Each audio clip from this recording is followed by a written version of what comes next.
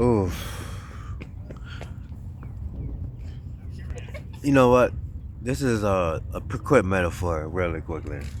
A quick thing. I just read a couple of things basically out of this uh, psychology today. I don't really feed too much and stuff like that, but I'm be honest. Some of it does connect, and some of it is based off research, and some of it is true, and some of it also connects to the Bible also. But if you read the Bible, you can get around with all of some of those things. But check this out: intimidation, basically. How intimidation works, and how if you fit when you face intimidation, how you can go beyond your formats. Look at the coach. The coach has years of experience, right? He's teaching her to play basically bat the ball. But as the coach is teaching her, she might be intimidated by him because he looks like he's about what 45 and has way more experience, and she looks like she's like in high school or something like that. So he might even be a major league player, working part time. You never know.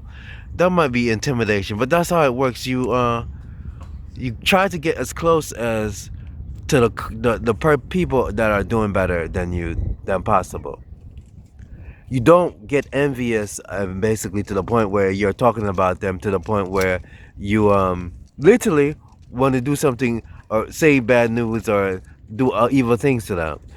That's a person that you try to emulate and go negative.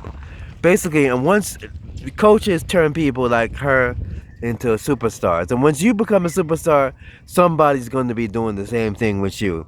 They're going to be literally looking up to you, watching you, and they're running to you, and the advice you give them might change their life and might motivate them and lead them on to better things. That's the same. That's how it works. And basically, that's exactly what I was reading and was saying. Simply, intimidation. Don't be fearful of intimidation. You have to deal with it and work with it and try to get yourself and coach yourself up to the best possible. And when you go against it, you only fail yourself. Literally, you fail yourself. Literally, like that. Look, everybody on that track is running in sequence. Basically, look at that. Look at that. Right behind each other, leading each other into out of the intimidation time zone, basically. You know what I'm saying? Yeah, you gotta be careful, guys. Stuff like that can go get back at you. Nobody really does stuff. We should do stuff like that.